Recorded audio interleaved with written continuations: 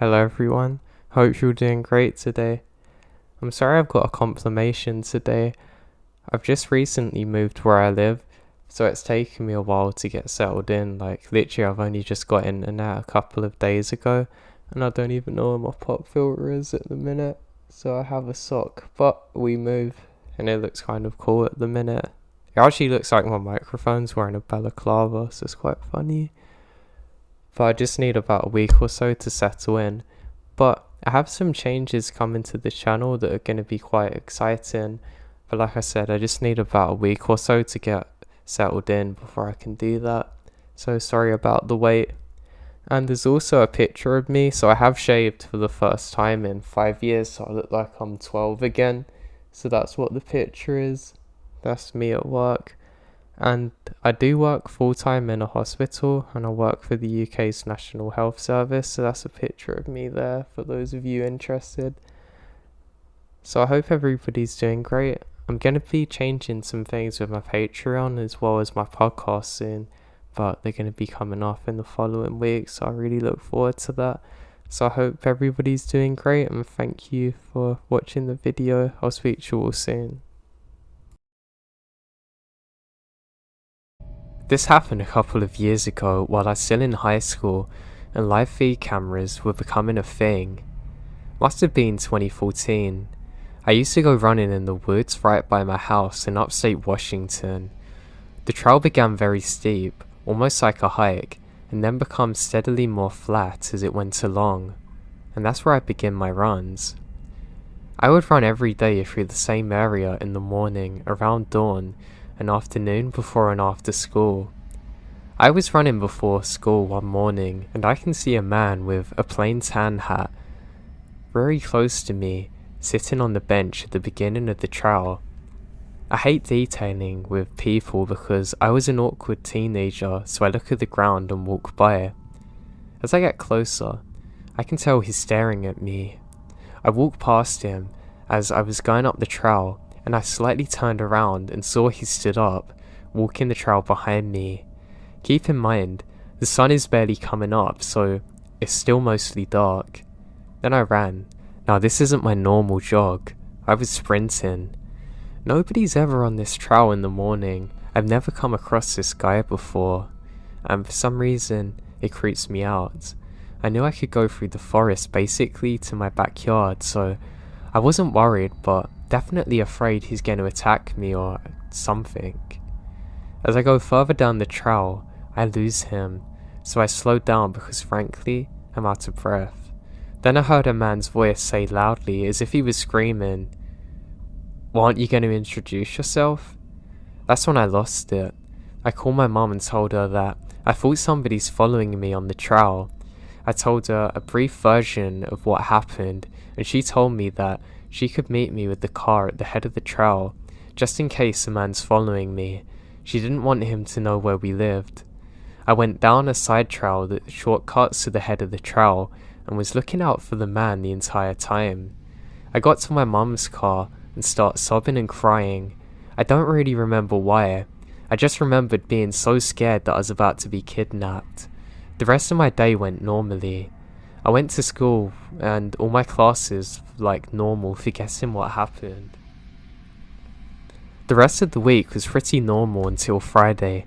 Right on my way home from school, I stopped at the grocery store, and on my way out, I swore I saw the man. I thought I was imagining it, so walked to my car and drove home. I didn't do much on the weekends. I stayed home and chilled with my family, smoked with my friends, and that was about it. I was up late with my friend Josh watching bad movie after bad movie. Then we start hearing something around 3 AM. I had some annoying middle school kids in my neighborhood who are always doing pranks, so we ignore it. The knocking then transferred from the back room we're in to the windows by the front door. In the morning, I told my parents and my dad checks the ring camera. It was a man. There were multitudes of clips of him.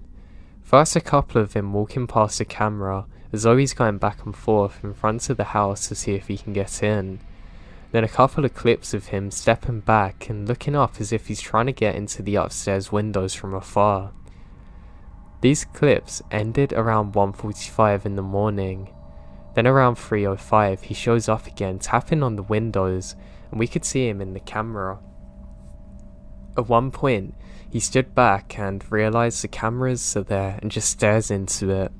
He did this a few times, and then at one point gets really close to the camera and whispers, "How was your run?"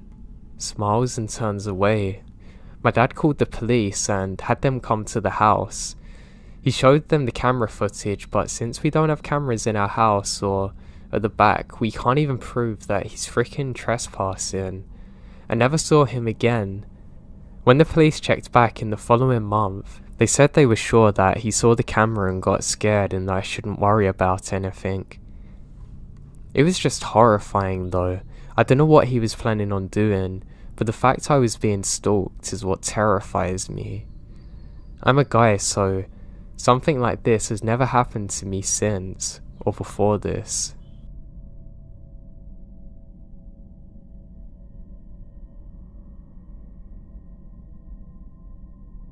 When I was younger, I used to spend a lot of time living with my grandparents. I like living with my mum and dad, but I can never resist going round there. They always made the best food for me. They had a really cool bedroom that I could hang out in, and I just really liked the vibe. There's also a really nice wooded area next to where I live. I love going there on my own.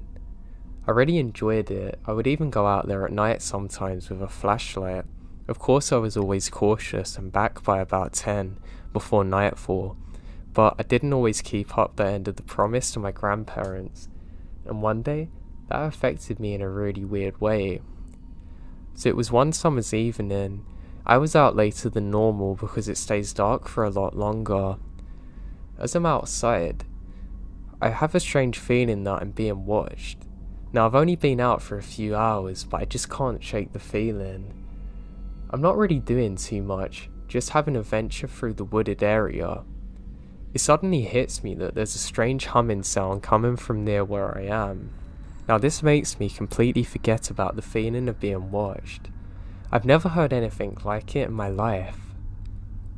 It almost sounds metallic, but like it's biological at the same time. It's really hard to describe and I can't even replicate it. This makes me stop dead in my tracks.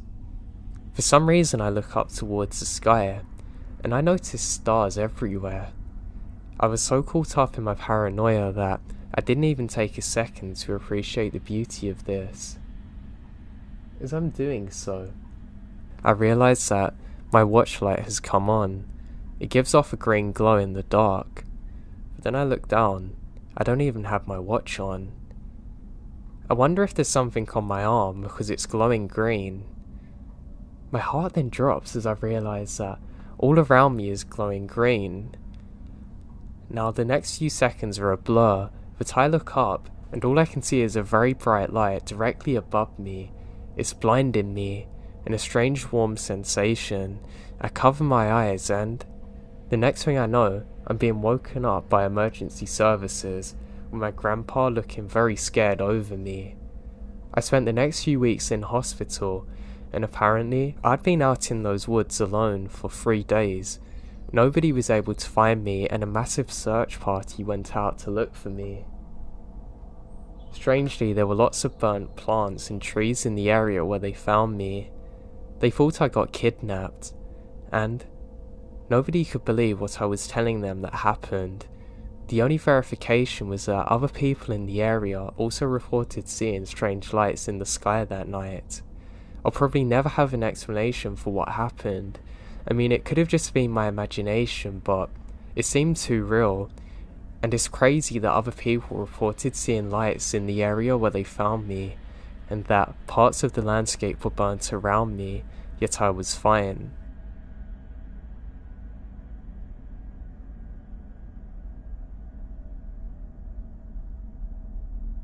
This event happened about 3 years ago during mid-July. I live in Montana, outside of a rural community with a population of about 2,000. During this time, I live in a small one-floor ranch home by myself. My nearest neighbours lived 1 mile away and was a farmer. I never had many strange encounters leading up to this one, but the woods by my house always had an ominous feel to it. Soon after moving in, I realised why the previous owners left quickly. I start hearing strange noises in the woods. They weren't just any noises. It sounded like blood-curdling screams and growls. After some research, I learned that even something like a bobcat can't really make these unnatural noises, but I don't think much of it. It never felt right though. It's hard to explain, but I never felt like this before, and it was just something about the woods around my house that made me feel uncomfortable, like I'm being watched. The first experience I couldn't explain happened about 2 weeks after I moved in. There was a thunderstorm, and the thunder was loud enough to keep me awake. I never did feel comfortable sleeping in storms alone. The lightning was crazy and would light up the whole surrounding area for a fraction of a second. I was laying on the couch and go up to get a glass of water at the sink. It's about 2 AM if I recall correctly. Above it, there's a small window that gives a view of my yard leading up to the tree line. When the next flash of lightning hits, I see it. Admittedly, it wasn't a long view, but enough for me to see whatever this thing is. It was near the tree line, just a few steps into my yard. At first, I thought it was a bear. It's not a bear. It was standing on 2 legs, with its face pointed towards a house. Its legs are like that of a dog's. I can really clearly make out the hocks. It was hard to tell the colour of the fur because of the darkness. Its upper body is massive, with a wide torso, and arms that can almost reach the ground from standing.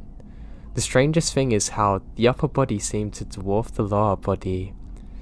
After standing there, frozen in shock, I waited for the next lightning strike, but when it happened, it's not there. It happened so quickly and was soon gone. After it, I bought a gun and wouldn't sleep without it within my arm's reach. The next encounter is what I consider the most frightening of my entire life.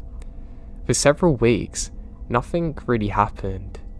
I don't get cable where I live, and one night I was watching something, and my satellite kept acting up. I didn't like going outside at night, but because this is going to be quick, all I had to do is move the antenna. I did so. Nothing bad really happens for a good few weeks now, so I decided to go out to it. I grabbed my gun and flashlight and went out. The first thing I noticed was the eeriness around me.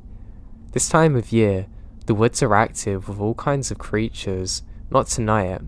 Despite the fear I was developing, I made my way over to the satellite and began adjusting it. I then heard a small snap of a stick and quickly turned to my left and shined my light towards the direction of the noise. What I saw horrified me for the rest of my life. I was immediately met with blood-red eyes. They're the colour of blood and truly are evil. The head of the thing looks like a mutated German Shepherd. I don't know what to say. It looks like a werewolf. A long snout and ears. The fur's black and shaggy. I could see the creature's very muscular body. It looks massive. It's definitely not a bear or a mutation of one. It was half in and half out of the woods, almost crouching as it came up to my head at 6 foot. Fully standing, this thing must have been 8 foot. I was about 20 feet from this thing.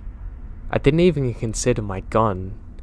The chances in hindsight are that the little .223 would have just bounced off it or something while I got tore to shreds. I back away slowly, never breaking eye contact. Gently, I pick up my gun, and my fight or flight kicks in. I chose flight. Maybe not the best option, but even if I stayed there, that thing would have killed me. I ran the fastest I've ever ran in my life and don't turn back once. I have no idea if that thing's pursuing me. I got back in the house, locked every door and window, covered the blinds and sat with my back against the wall, cradling the gun the entire night. I didn't get a wink of sleep that night. I didn't for the following days either.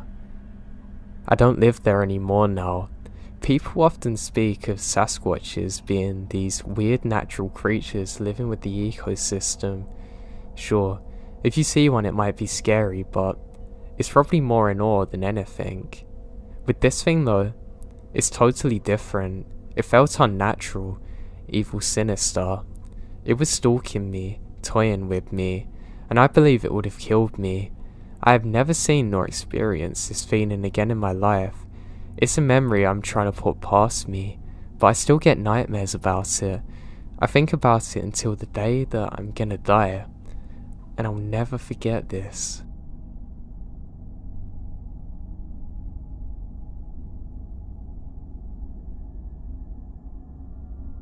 My dad told me about this incident that happened in the early 50s when he was a young child. It was in the early 50s. My dad couldn't have been much older than 5 or 6 years old when it happened. He grew up on a large farm that was very isolated. The nearest neighbour was actually at least 1/4 of a mile away through rolling wooded hills. There was no electricity or service on the farm back then. They didn't get phones until the summer of 1984, so they're effectively on their own. Now one day, Grandpa had sent my uncle up to the feed mill to collect payment for the year's harvest. He was told to get in cash. Grandpa wanted to pay that year's taxes and deposit the rest in the bank. My uncle brought home the money. Now on that particular night, at around 2 AM, they're awakened by a car parked on the property with its headlights aimed at the house. My grandpa rolled out of bed and crawled along the floor to my uncle and dad's bedroom and woke up my uncle. In almost complete darkness, they ran down the stairs. My uncle ran out of the back door and grandpa out of the front. My grandpa threw the door open and ran outside so fast he pretty much leapt over the back steps to confront the guy. The driver of the car was almost out of the way of the house. He saw my grandpa come in and my uncle close behind. He turned and hauled out of there. He made it into his car and he was trying to drive away, and my grandpa was grabbing the steering wheel trying to stop him. He managed to break loose and my grandpa chased him a short distance down the road, but he finally got away. At that point, my grandpa and my uncle noticed a second car at the end of the block speeding away. The intruders managed to get away for the night. Thankfully no one's hurt.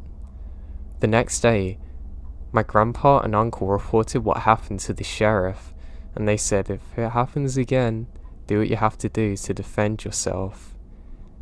The next stop they made was to the hardware store to buy rifles, one for each of them. There was never a repeat of the incident, as my dad knows. That was an epilogue. That was at least 60 years ago. It was more than 30 years before I was born, and despite that, it's done more to form my views of self-resilience and home defense. More importantly than any Supreme Court cases stating the police have no duty to protect individuals.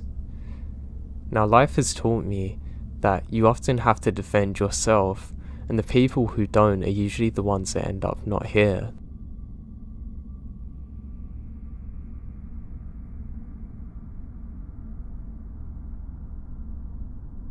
Okay, so this doesn't exactly keep me up at night, but was definitely something really terrifying when it happened.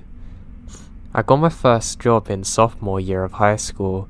My birthday is August 27, so I'm always either too young or too old.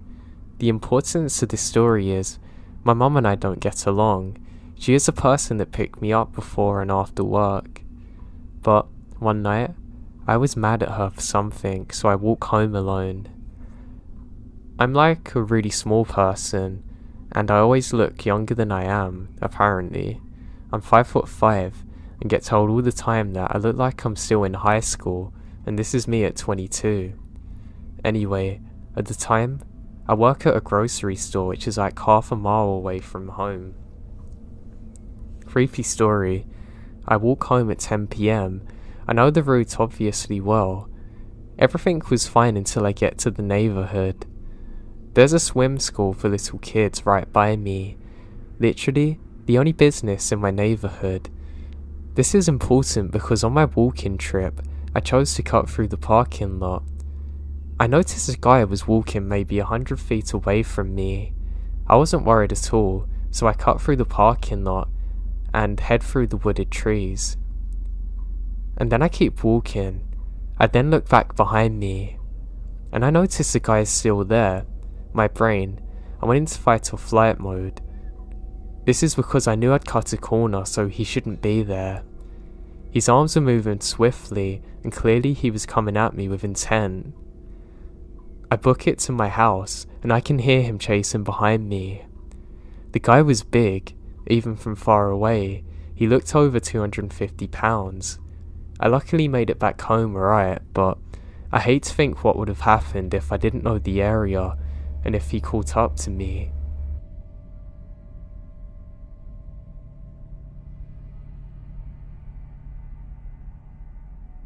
In 2017, I was walking my fiance's dog around our apartment complex. It was pretty dark and pretty creepy on a good day at night, but this day it's just off. Something really didn't feel right, and I noticed a car slowly creeping down the way next to me. My gut dropped, and something in my said run, so I did so. I got out of sight of the car and see it slowly crawl up onto the area next to me and speed up and drive off, scanning for me. Under normal circumstances, I would say it was paranoia. It wasn't a normal time. I live in Tampa, and at our time, our city was on edge because a new serial killer just popped up and already killed 4 people. His MO seemed to be killing random people in the early evening or morning by shooting them, driving by. Even though they're all in one area, the police had the part of the city locked down, assuming that he started in another area. Literally a few days after this, the police got the guy and it turned out he lived right down the street from me. I'm glad I trusted my gut because I'm pretty convinced I would have been his 5th victim.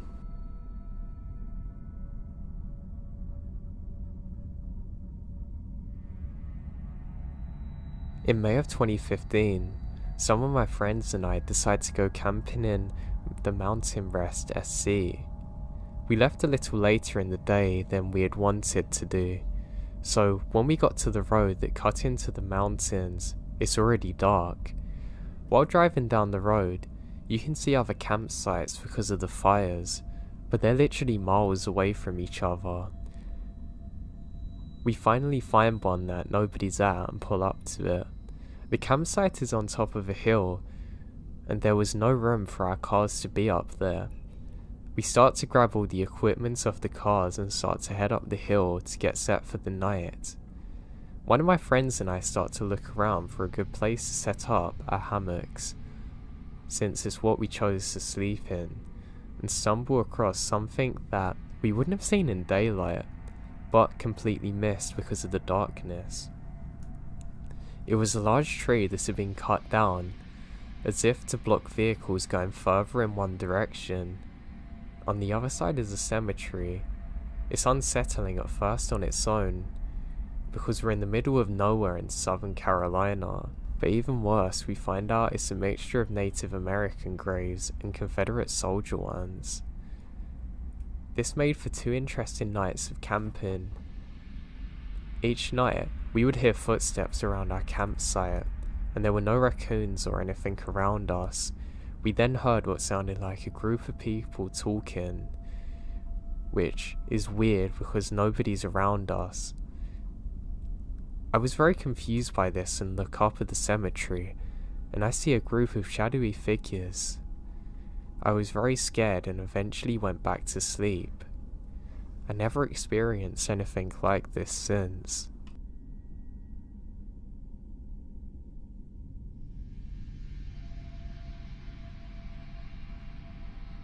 I've had run-ins with cougars and an old farmhouse we lived in at for a while.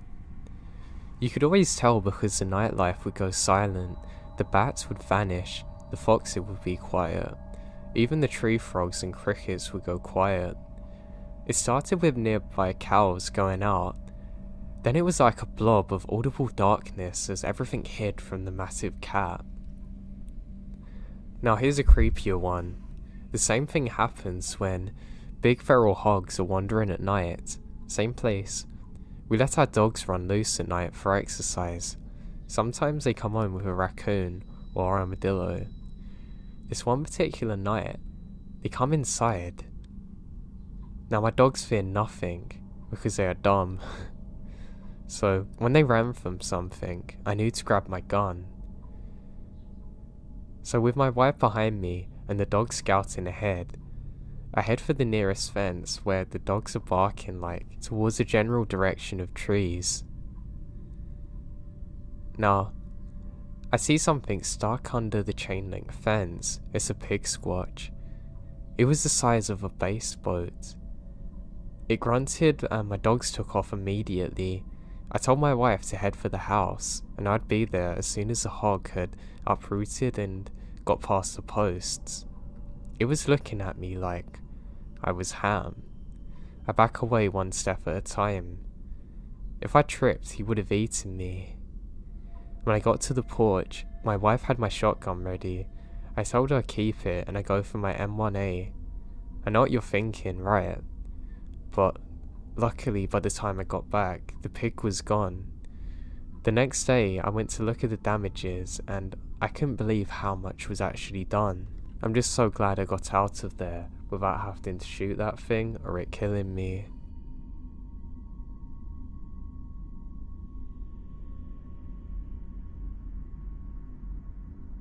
This happened to me a few days ago. I was at Eden Mill Nature Center in Maryland walking my dog. It was just before sunset, so the park was completely abandoned. No one car in the lot. This place has a few miles of hiking trails that's going through thick woods. On the first mile or so of the trail, you come onto a bridge that crosses a river.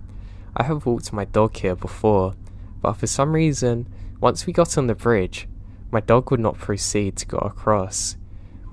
He is a little dog, but has a very loud bark. Now at this point in time, he wasn't barking though. I was just standing still, staring across the 20-foot bridge. I went with my dog and proceed to wait and watch into the forest across the bridge with my hand on my pocket knife. Finally, after a minute or two, a gator, being a small farm vehicle, comes across the bridge. The guy, or whoever it was, looks at me and the dog real quick, then backs up to the hill. It was definitely weird. I turned back quickly towards my car. The fact that the dog would not move across the bridge makes me think something was really off with the situation. If you know Eden Mill Park, then you know that after the bridge is a long pathway completely covered in dark trees. If my dog didn't stop me, I would have been halfway down the trail, alone with that guy behind me blocking the trail. It may have been nothing, but the fact that my dog behaved that way makes me think differently. He's never done that before. It really changed my view on dogs. They really seem to detect things that aren't right.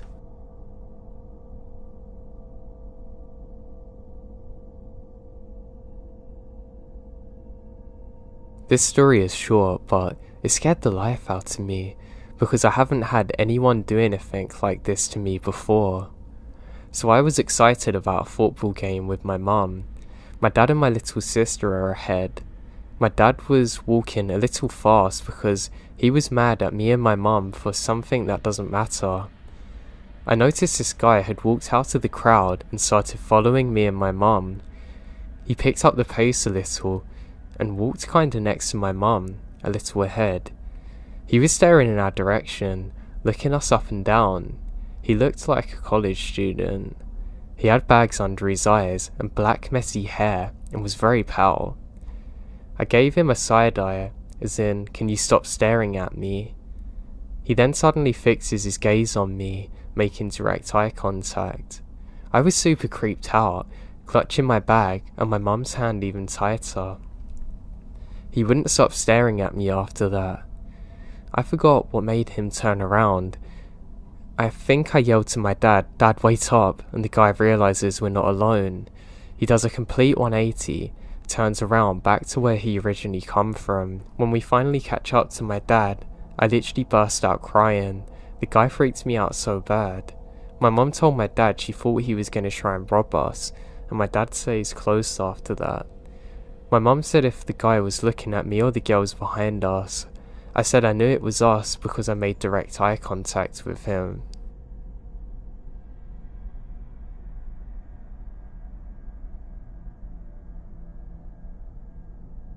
I have somewhat of a strange one. I went hiking on the Pacific Crest Trail a number of years ago. It wasn't the whole trail, but a 20-mile section of it. I'm with around 10 or 11 people, and we're very new to hiking except for the leader. I signed up through high school, and it was an extracurricular to hike somewhere. Anyway, about halfway through the hike, we see a beautiful lake at the foot of a mountain, about half a mile off the trail. It was gonna get dark in about an hour and a half, and there seemed to be some good spots to set up camp right next to the lake. We decided to go for it and set up. The north end of the lake led straight into a small mountain with a little white cap, and just to the south sat a cluster of boulders, about the size of a dump truck. The boulders were easy enough to climb, and provided a nice place to chill that was just far enough away from the lake that the mosquitoes are not absolutely over the top. As the stars began to shine and the sun set, I laid atop of the boulders staring into the sky looking for shooting stars. There were 2 other kids on the boulder with me, just chatting back and forth. I wasn't paying attention to what they're saying because the stars were so bright it was beautiful to watch. Then suddenly, a greenish glowing lion creature appeared in the sky, just like it morphed into reality. I was completely awe-stricken and didn't really believe what I was seeing. This creature looked like it was further away from where planes fly, yet large enough for me to tell that it looked similar to a lion. It stayed in the sky for about 5 seconds before vanishing without making a sound, and it didn't acknowledge my existence whatsoever. What's crazy is the other 2 kids saw it too. At first I never spoke to anyone about the experience, but the more times went on, the more strange I think it is.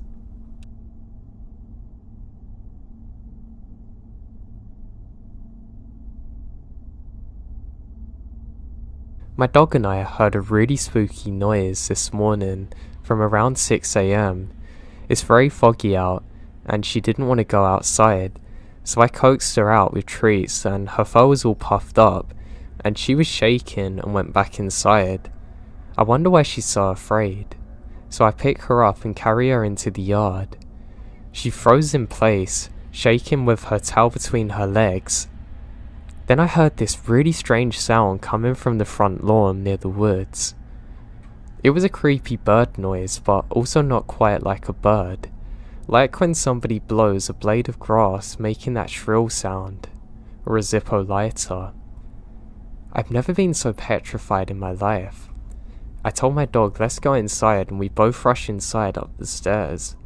She was shaking. I got into the room, and I'm crying. Just silent tears though. I was so afraid. I've never experienced this before. It wasn't like any animal I've heard before or even found online. I seriously hope it's an animal, but I live in upstate New York, right near northern PA. It's 12:30 now, and I'm trying to fall asleep, but I'm too scared to.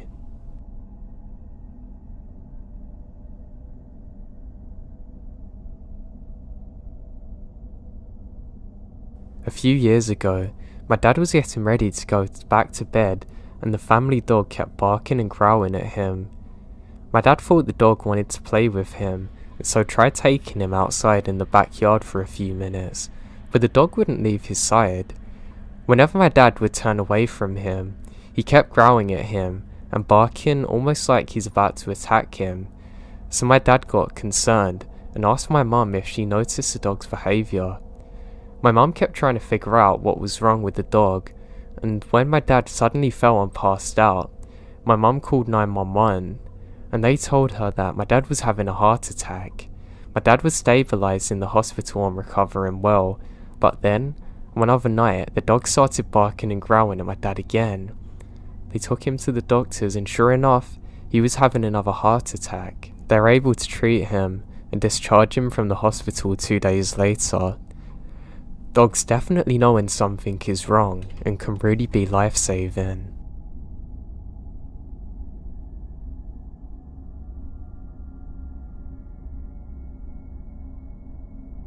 One night, 4 friends and myself decided to explore a large, supposedly haunted park that led to an abandoned neighbourhood that would be in an addition to the park, creating longer biking/running trails. We had hid out in this park till about midnight because the place closes at 10 and the park rangers scout the entire area. In order to get where we had to, we need to use our bikes and flashlights. So after waiting for a while, we took off. I had a large and very bright flashlight, so I rode close behind everyone else, mainly because my girlfriend at the time, let's call her S, wasn't an excellent bike rider and she's fallen behind. We went far into this park down a trail until it ended. We had to get off our bikes and walk until we hit an abandoned road that's soon to be turned into a new road. We reached the abandoned neighbourhood, and it's just as creepy as we think it's gonna be. It was 1 AM, and being an eerie street with greenery growing everywhere gives a really creepy vibe to the place. Now we take some pictures of the area, and after failing to really see anything worth noticing, we turn our backs to it and return. Now on the way back, there's a bridge that we cross that's not completely finished. There was a wide opening to go down under the bridge and a curb to hop on because it wasn't paved onto the abandoned road yet. So my girlfriend did not see the curb to hop on it and hit it, stumbling off her bike. I was behind her holding the flashlight and almost fell off myself, but I caught myself in the end, and I shined the light straight down to the bottom of the bridge. Suddenly, I see an extremely pale girl with red hair wearing a dirtied white dress, sprinting under the bridge. However, I only get to look at her side. "No way!" was the next thing I heard S yelling on her bike on the other side of the ridge. She was pretty frantic, but I wanted to make sure that whatever she had seen matched what I had, and she described it perfectly to what I saw. I thought maybe it was some girl in trouble and that maybe we should check it out, but she grabbed my arm and said we need to get out of here. When she saw where I shined the flashlight, she was able to see her face, and apparently she had blank white eyes and she was staring straight back at her. We still have no idea what we saw to this day.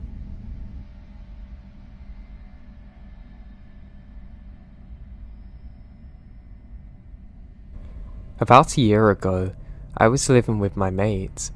I stayed in a ground floor flat that kind of sits in a cul-de-sac and is a bit of a pain to walk to, kind of detached from the community. The only times I felt completely secure are during sunlight, depending on the time of year. The block of flats sits kind of in an L shape. Our entrance sits kind of on the side of a 90-degree angle. Inside the main building, there's a flat either side and stairs in front. The immediate entrance to the hall is very dark. It really feels like the lights choose when not to work. The flats are very basic: a hallway, 2 small double doors, a bathroom, decent living room and a small kitchen. The hallway is quite long and the living room is at the end of it. Both bedrooms face each other, so we can walk from our doorways, if that makes sense. Now we live near a forest and it's about 11/11:30 at night, and my flatmate was in her room, presumably asleep. She had a habit of leaving things unlocked and I had to make sure everything is locked up before I head off to sleep. But she'd gotten better and normally at least had the chain on the door. If it wasn't locked, She always goes to bed early, so it's weird. I was in the living room and decided to grab a pint of water before heading to bed myself. I went into the kitchen, which is attached into the living room, switching on the kitchen light and filling up a glass. The car park in front of the flat is also very dark. I remembered feeling eerie. I don't know why, I just sometimes get a feeling that something is off, kind of like the feeling that I'm being watched. Anyway, I had a couple of sips and filled the glass a little more and had to go back out the kitchen when the front doorbell went. I froze. I didn't even know we had a doorbell. About 10 seconds passed before the letterbox was hit twice and my stomach sank. I felt trapped in the kitchen. Now some important notes. If you step out of the kitchen, it puts you into the perfect line with the hallway. That's if the living room doors are open, which it was. 2. Our front door had a bloody window so you can see the silhouettes of anyone outside or in. I grabbed my phone and called my mate who was in her room, right next to the front door. We both whispered to each other, "Did you hear that?" Both thinking we'd misheard it. We had to whisper because the walls are like paper in the flat, so you can always hear people coming and going. She come to the bedroom doorway but couldn't go forward because then she'd be in direct sight of the window. I edged my way out of the kitchen, keeping flat against the wall, eventually sinking to the floor, texting her now because we're both close to the door and they can hear us. Another thing you should probably know is that this person must have been buzzing on other flats trying to get in the building, but didn't buzz ours, so I reckon they saw me in the kitchen window. I'm a pretty ordinary looking 120-pound girl. Lying in my kind of army crawl, I saw the silhouette of a tall, broad, bald man. It could only have been a man. He chapped at the letterbox again, but just stood there. Terrified, I mouthed to my friend, "Did you lock the door?" And she said no. The chain wasn't on either. Now or never, I supposed. I crawl as low as I can to the bedroom, crawl to the desk, grab my keys, crawl to the door. It's only about a meter, and frantically shove the keys in and twist it, at the same time as putting the chain on. This is noisy.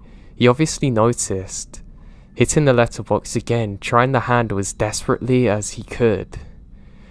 Terrified to stand up, my mate put her head out of the room to see if we were cool and he wasn't there anymore. I'm kind of half stoned, half asleep, and she reckoned just to go back to bed. Something nagged me though really bad. Remember how I said we could hear people coming and going really easily? Well, it was eerily quiet and not once did either of us hear the building to the main door open or close. This was someone in the building. We had one person across from us, two above us, two above them. Two of the flats are students, and neighbours across was a 90-year-old woman. There were a couple of short, long-haired, chill guys. Nobody we knew matches the description. I stayed up until I couldn't anymore, texting mates, jamming my room door shut, getting the hockey stick near me. I realised about a month after this that the service button to the front of the main building was actually broken and anybody could come in if they pressed it hard enough. I still think they saw me in the kitchen and decided to try their luck. This could have easily been a complete different story. Make sure you always lock your doors and double check no matter how safe your area is. We literally have no idea to this day who that was or what they wanted. I'm just glad they didn't get in.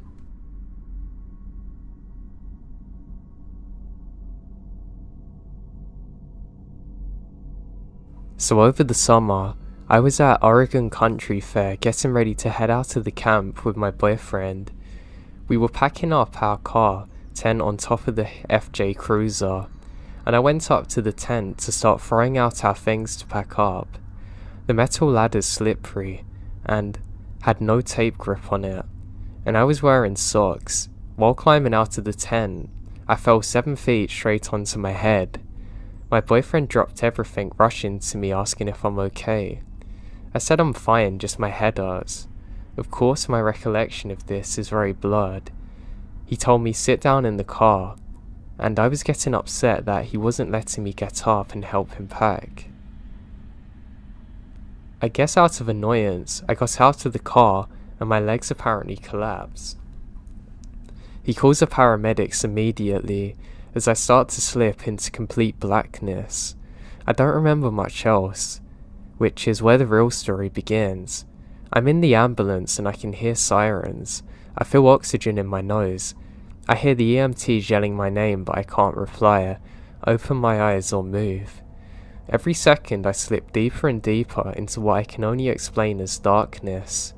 It sounds silly, but this feeling and sensation is indescribable, unlike anything else I've ever experienced in my life. The EMT is helping me, starting to push incredibly hard with his fingers into my sternum, which brings me back. Each press causes pain. I open my eyes and I hear the EMT say, "Only responds to painful stimuli," and then I was out again. The next thing I remember is feeling my clothes being cut off me when I get to hospital. I apparently then started to have seizures and convulsions due to lack of oxygen to my brain as I go further and further away from the world. They had to insert a ventilator into me because I was struggling to breathe. My boyfriend was obviously in shambles. The doctors actually said to him that they're not sure if I'm going to have permanent brain damage or not. Now, when entering the ICU, I remembered being stranded in the blackness, floating and wandering, waiting. I wasn't sure what I was waiting for, what I was doing in the first place. I have no idea what's happening. I saw nothing and felt nothing. I was nothing. I didn't know who I was, what had happened, or where the hell I was. I remembered it feeling like floating through endless space, but the thing is, there was an overwhelming sense of calmness through this, so I wasn't scared. After almost 24 hours, I start slowly coming back and break consciousness at certain moments of my coma. Eventually, the most beautiful thing happened. I won't forget it for the rest of my life. My boyfriend was finally let into the ICU to see me after all this madness that was happening. Thinking I was completely gone, he says to a nurse if he can hold my hand, and she says, "Yeah, be careful because you don't want to move too much because of the tubes in her throat." At that moment, when he's approaching, I slowly start to open my eyes. I remember wondering, I think it's purgatory. All I could think about was my boyfriend. I didn't know who Aaron was, or what Aaron was, but the idea of him gave me some warmth. A reason to find my place back. Aaron told me before I had slightly opened my eyes, I start to reach out for him while my eyes are closed.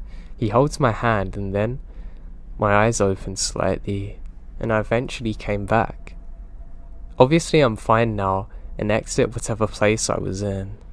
I've always thought that it's weird when you die, and I've heard there's traces of DMT found in your brain. Now, this is nothing like that. There was no sign of that in this place. There were no vibrant and beautiful colours, there's no contact with special or beautiful creatures, and no sense of completion in the next realm. It made me wonder if there's life after death, and if there's really a place that I went to, like purgatory. That's the only way I can describe where I went, really.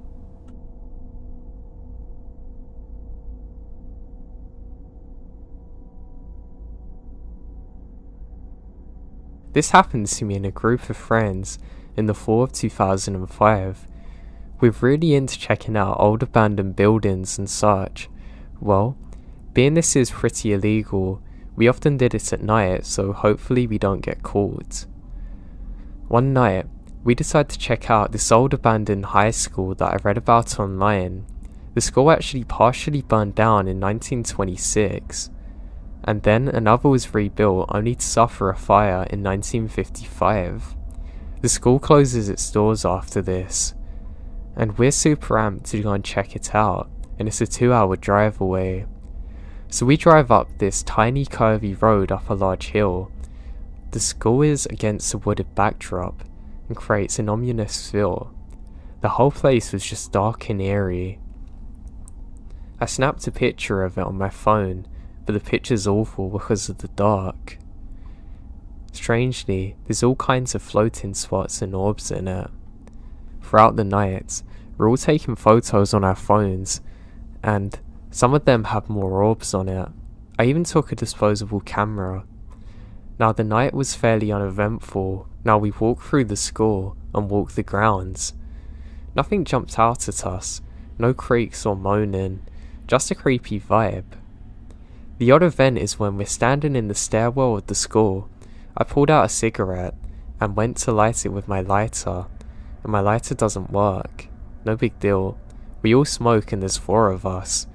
My friend took out his lighter to light it for me. It doesn't work either. Probably a coincidence. Both of our other friends take theirs out and they don't work. Now, they worked perfectly fine before this. After we left the place pretty bummed out that nothing happened, my friend goes to light a cigarette and it works perfectly fine. All the rest of us go to do the same and, you know what, they all work fine. I really can't explain what happened there. If I didn't know the backstory to the place, I wouldn't be so scared, but knowing that it's a place that burnt down and we couldn't light our cigarettes terrifies me.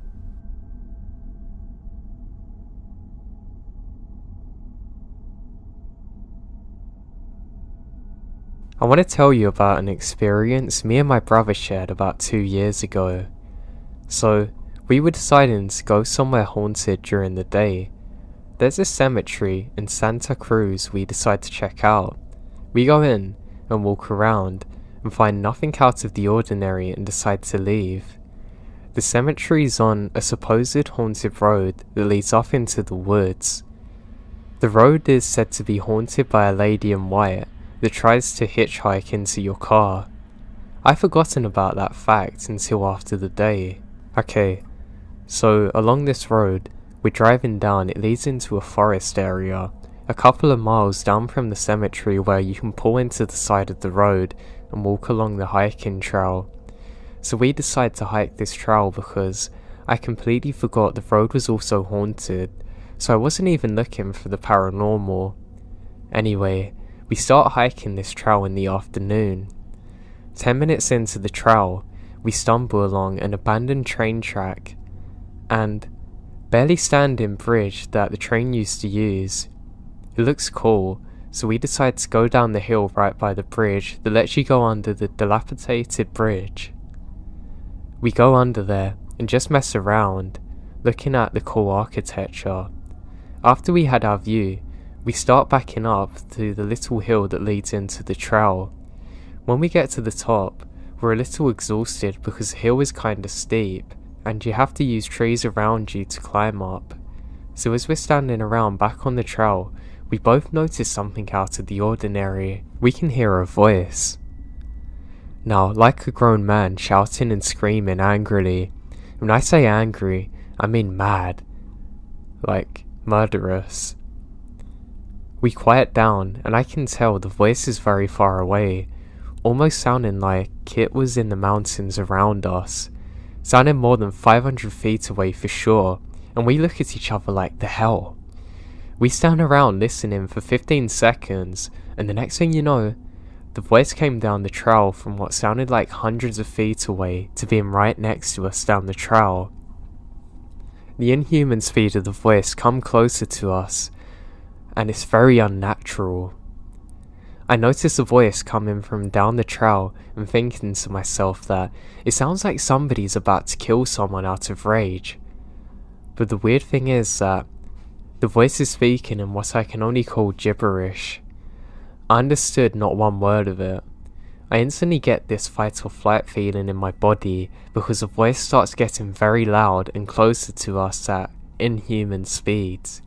I tell my brother to pick up some huge sticks with me to defend ourselves because even though the voice came out of the middle of nowhere and moved down the trail at lightning speeds, I still had the assumption that it's some kind of crazy person trying to kill someone. We pick up the sticks and run down the trail back to the car. Now here's the weirdest part.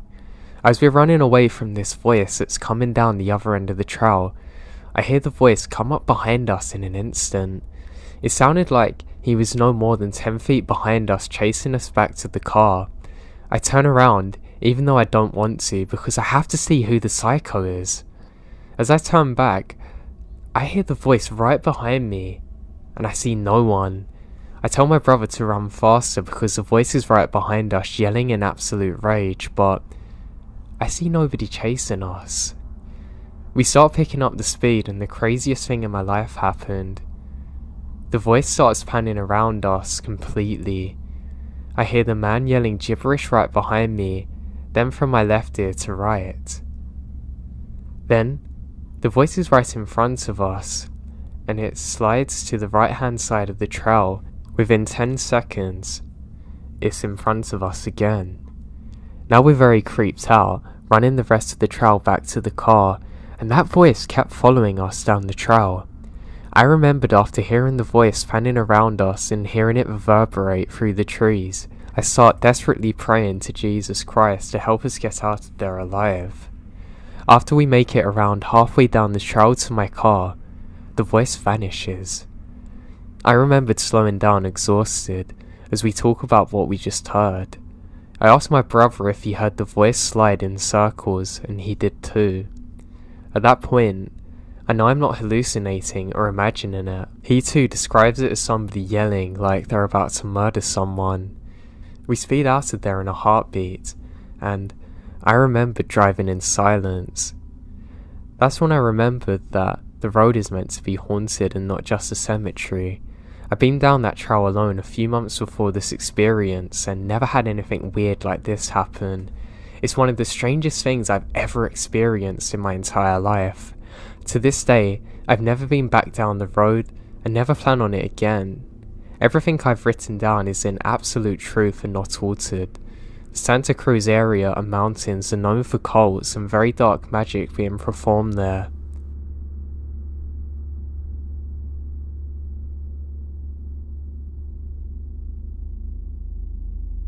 So it was in a convention in my city, and I was waiting for 2 friends of mine to arrive. It's not the biggest convention, but nothing was very small to be said. There's a lot of sponsoring, a lot of people, and a lot of loud noises and colours. I'm sitting at the entrance, in a spot where you can't really be seen by anyone. Now, after about 15 or 20 minutes of waiting, I grab a smoke and just chill, thinking it couldn't take any longer for them to arrive. From my left side, 3 men walked towards me, one looking me straight in the eyes. At this point, my alarms were already ringing in my head. I thought that maybe he just wanted to ask me for a cigarette, as I'm never the kind of guy who doesn't share a smoke with strangers. 2 of them were staring directly at me, and one said, "Hey, little girl, you got some change?" said the one next to me. Now I'm a 24-year-old male, but by not growing out any of my facial hair, having long hair, I can be mistaken for the other gender. I was like, "Sorry, I've got nothing on me," which was the truth since I never had any money on me, only card. They then said, "Show me your wallet, I don't believe you," in an aggressive tone. Things are getting real now. I prepare my mind for the worst. I say, "No, sorry, I can't do that. I can spare you a cigarette, but I'm not showing you my wallet." He agreed and said, "Do I have 3 smokes?" I thought for him and his friends. As I was searching my pocket, he pulled out something, slowly getting towards me. Call it lucky, but I turned my head to him and saw a freaking needle which he tried to move towards me slowly. "I'm gonna use this, girl. You're gonna change your mind." I literally jumped up out of the bench, pushing the 2 dudes away from me. Maybe they were surprised that I was able to move so quick, and it made it alright to get away. "No, I'm not doing that," was the last thing I screamed at them as I ran away. I walked to the convention line very quickly. I bump into the security guard and tell him exactly what happened. He looked at me angrily, jumped over the barrier and said, "I'm gonna kill them," before he sprinted away into their direction. This happened to me a year ago, and I still don't know what happened to them.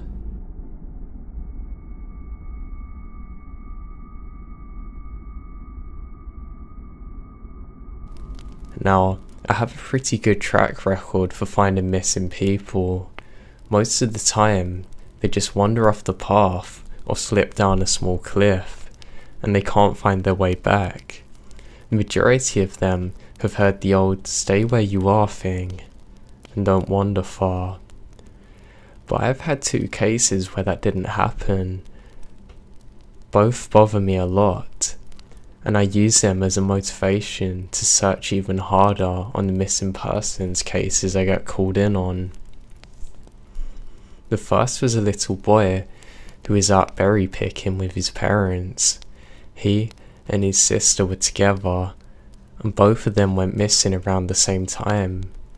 Their parents lost sight of them for a few seconds, and in that time, both kids apparently wandered off. When their parents couldn't find them, they called us, and we came out to the search area. We found the daughter pretty quickly, and when asking where her brother was, she told us that he had been taken by the bear man. She said he gave her berries and told her to stay quiet. He wanted to play with her brother for a while. That last she saw of her brother, he was riding on the shoulders of the quote bear man, seeming calm. Of course, our first thought is of abduction, but we never found a trace of another human being in that area. The little girl was also insistent that he wasn't a normal man, but tall and covered in hair like a bear, with a weird face. We searched that area for weeks. It's one of the longest calls I've ever been on, but we never found a single trace of that kid. The other was a young woman who was out hiking with her mum and grandpa. According to the mother, her daughter had climbed up a tree to get a better view of the forest, and never came back down. They waited at the base of the tree for hours, calling her name before they called for help. Again, we search everywhere and never find a trace of her. I have no idea where she could have possibly gone, because neither her mother or grandpa saw her come down.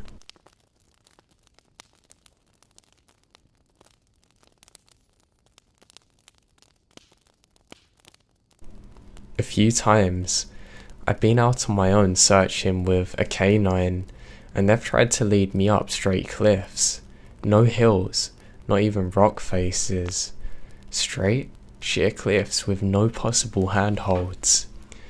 It's often baffling, and in those cases, we usually find the person on the other side of the cliff. Or sometimes, miles away from where the canine has led us. I'm sure there's an explanation, but it's also strange.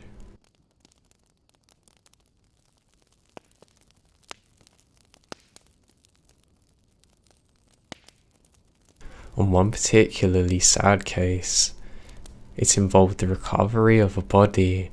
It was a young girl who fell down an embankment, getting stuck at the base of a tree in a complete freak accident.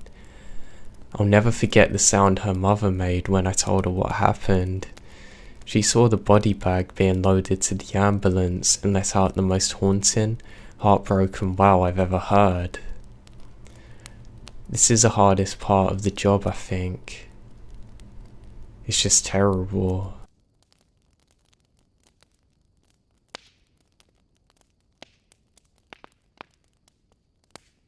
I was teamed up with another SAR officer because we had received reports of bears in the area. We were looking for a guy who hadn't come home from a climbing trip when he was supposed to, and we ended up having to do some serious climbing to get where we figured he'd be. We found him trapped in a small crevasse with a broken leg. It was not pleasant. He'd been there for almost 2 days. Obviously his leg had turned septic. We were able to get him into a helicopter, and I heard from one of the EMTs that the guy was absolutely out of it, But he kept on talking about how he'd been doing fine, and when he got to the top, a man had been there, a guy with no climbing equipment, wearing a parka and ski pants. He walked up to the guy, and when the guy turned around, he said he had no face, literally a blank void where his face should have been. He freaked out and ended up trying to get off the mountain too fast, which is why he's fallen. He said he could hear the guy all night, climbing down and letting out horrible muffled screams as he comes down the mountain. This is one of the stories that bothered the life out of me, and I'm glad I wasn't there to hear it.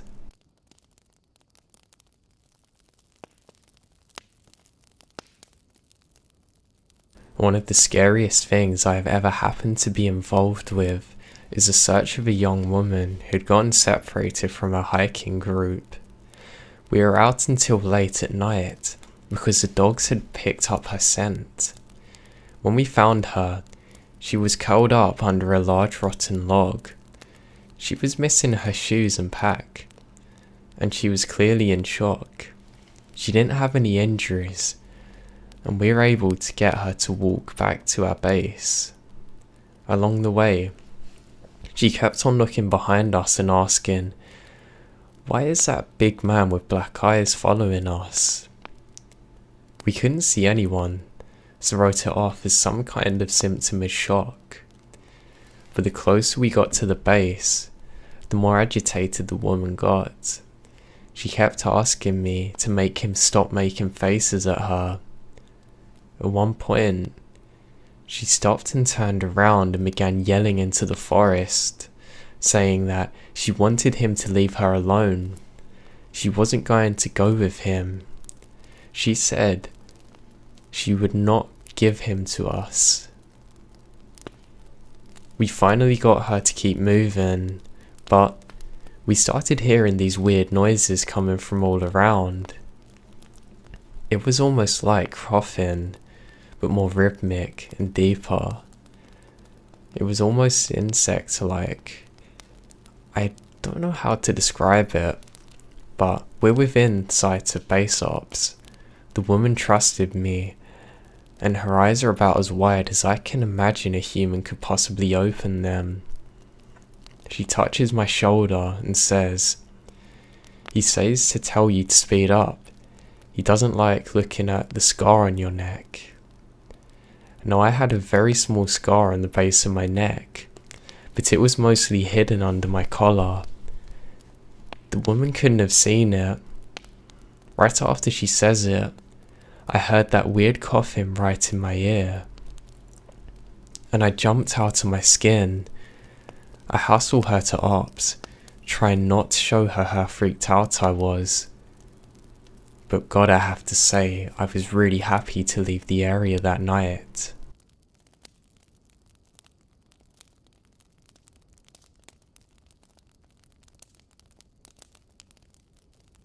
This is the last one I'll tell, and it's probably the weirdest story I have. Now, I don't know if this is true in every SAR unit, but in mine, it's sort of unspoken as a regular thing we run into. You can try asking about it with other SAR officers, but even if they know what you're talking about, they probably won't say anything about it. We've been told not to speak about it, but it's just so weird. Now, this usually happens when we're really far into the wilderness, like 30 or 40 miles, and at some point, we'll find a staircase in the middle of the woods. Just like if you took the staircase in your house and cut them out, putting them into the forest. I asked about it the first time I saw one, and the officer just told me, "Don't worry about it, it's normal." Everyone I've spoken to said the same thing. I wanted to go check them out, but I was told very emphatically that I should never go near any of them, and just ignore them when I run into them, because it happens so frequently.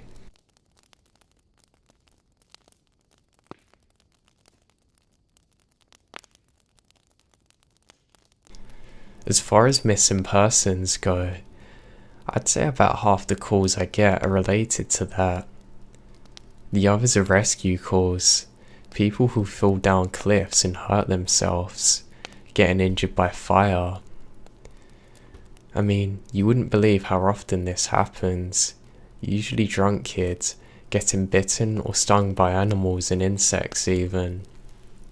We're a tight team though, and we have veterans who are excellent at finding signs of people. That's what makes these cases where we never find any trace of them so frustrating. One in particular was upsetting for all of us, because we did find a trace of them, but it just led to more questions than answers. An older man had been hiking alone on a well-established trail, but his wife called to say that he hadn't come home when he should have. Apparently he has a history of seizures, and she's worried that he's forgotten to take his medication and had one while on the trail. Before you ask, I have no idea why he thought it was okay to go out alone, or why she didn't go with him. I don't ask about that kind of thing because past a certain point, it doesn't matter. Someone's missing, and it's my job to find them. So we went out on a standard search formation, and it wasn't long before one of our vets found a sign of the guy who had gone off the trail. We grouped up and followed him, spreading out in a fan-like formation, covering as much ground as possible. Suddenly, a call comes over the radio telling us to head back to the vet's location. So we come right away, because this usually means that the missing person is injured and we'll need a full team to help them get out safely. We met up, and the vet is just standing at the base of a tree with his hands on the sides of his head. I ask my buddy what's going on. He then points up to the branches of the tree. I almost could not believe what I was seeing. There's a walking stick dangling from a branch at least 30 feet off the ground. The little strap thing on the handle has been looped around a branch. It's hanging there. There's no way the guy could have tossed it up that far, and we don't see any other signs that he's still in the area. We're worried now. We call up into the tree. It's obvious no one's there. We all sort of leave scratching our heads. We keep on searching for the guy but never find him. We even bring our canines out, but they lose his scent long before the tree. Eventually, the search is called off because there are other calls we have to attend, and past a certain point, there's nothing we can do. The guy's wife actually called in every day for months on end, asking if we found her husband, and it was heartbreaking to hear her get more and more hopeless with every call. I'm not sure why this call in particular was so upsetting, but I think it's just the sheer improbability of it, that, and the questions raised. How the hell did the guy's cane end up there? Did someone kill him and throw it up as some weird trophy? God knows. But we did our best to find him, and that was almost like a taunt. We even talk about him amongst each other from time to time.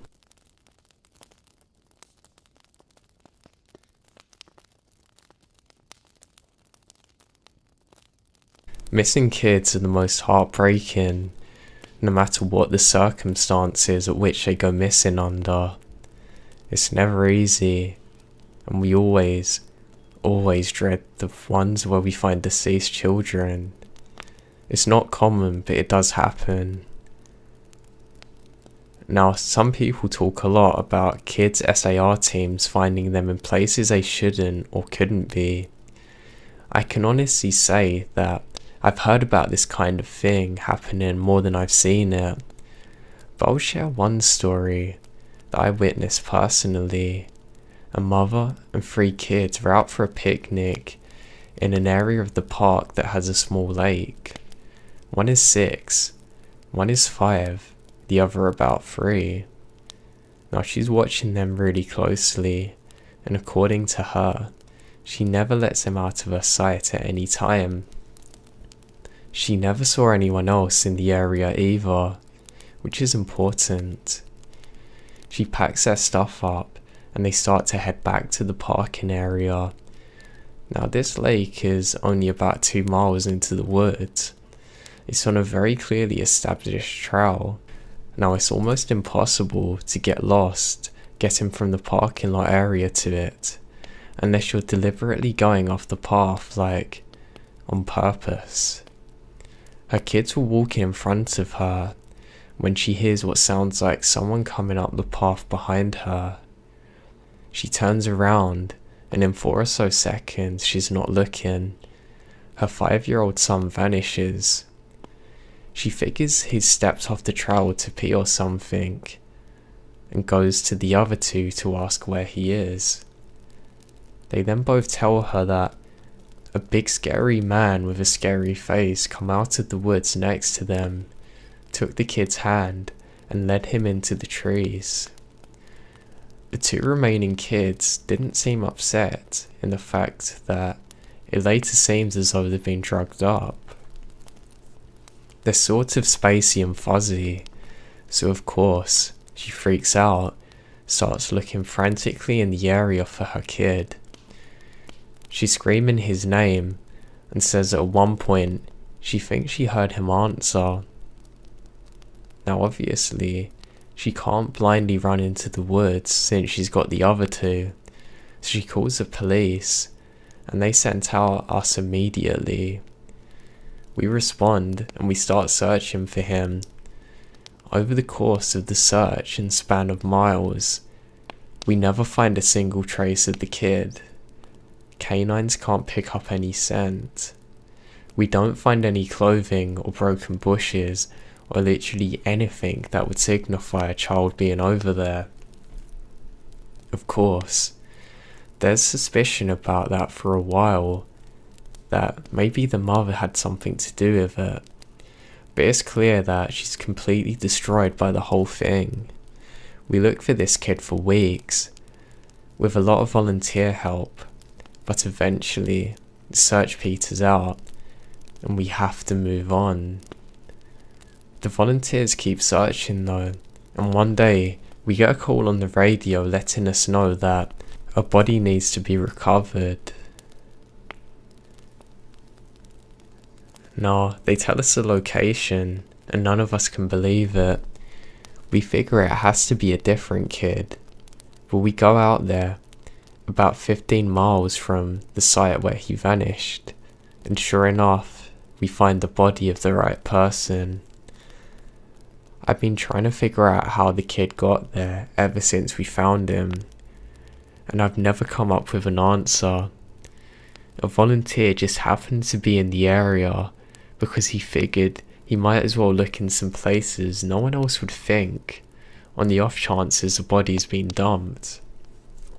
He comes to the base of a tall, rocky slope, and halfway up, he sees something.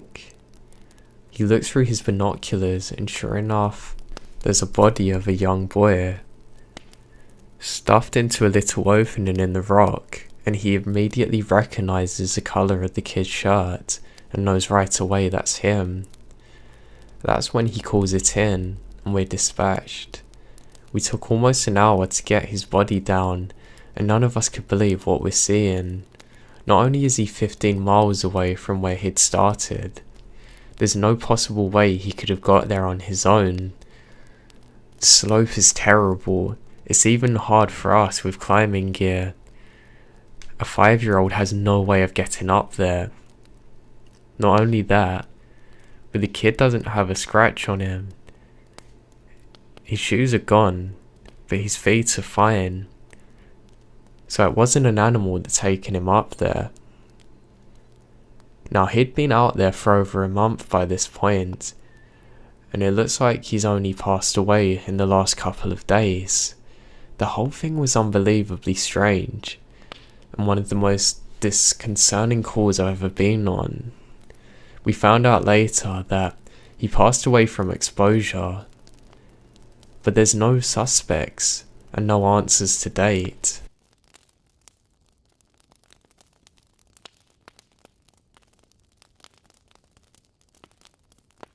One of my first jobs as a trainee was a search OP for a 4-year-old kid that had gotten separated from his mum. This was one of those cases where we knew we were going to find him because the dogs are on a strong scent trail, and we saw clear signs that he's in the area. We ended up finding him in a berry patch about half a mile from where he's last been seen. The kid wasn't even aware that he'd wandered that far. One of the vets brought him back, which I was glad for, because I'm not really good with kids, and I find it hard to talk to them or keep them company. As my trainer and I are heading back, she decides to take me on a detour to show me one of the hotspots where we tend to find missing people. It's a natural dip in the land near a popular trail, and people will usually move downhill because it's easier. We hike out there. It's a few miles away, and we get there in about an hour or so. Now, as we're walking around, she points out the area where she's found people in the past, and I see something in the distance. Now, this area we're in is about 8 miles away from the main parking area, though there's back roads you can take to get closer if you don't want to hike that far. But we're on state protected land, which means there can't be any kind of commercial or residential development out here. The most you'll ever see is a fire towel or makeshift shelter that homeless people think they can get away with buildings in. But I can see from here that whatever it is has straight edges, and if there's one thing you learn quickly, it's that nature rarely makes straight lines. I point it out, but she doesn't say anything. She just hangs back and lets me wander over and check it out. I get within about 20 feet of it, and all the hairs on the back of my neck stands up. It's a staircase in the middle of the woods. In the proper context, it would literally be the most benign thing ever. It's just a normal staircase with a beige carpet and about 10 steps tall. But instead of being in a house, where it obviously should be, this is out here in the middle of the woods. The sides aren't carpeted, obviously. I can see the wood it's made of. It's almost like a video game glitch, where the house has failed to load completely and only the stairs are visible. I stand there, and it's like my brain is working overtime to try and make sense of what I'm seeing. My trainer comes and stands next to me, just casually, looking at it as though it's the least interesting thing in the world. I ask her, "What the hell's that thing?" She chuckles and says, "Get used to it, rookie. You're gonna see a lot of them." I start to move closer, but she grabs my arm and says, "I wouldn't do that." Her voice is casual, but grip is tight. She says you're gonna see them all the time, but don't go near them or touch them. Just ignore them. I start to ask her about it, but she tells me it's best if I don't. So we end up moving on, and the subject doesn't come up again for the rest of my training.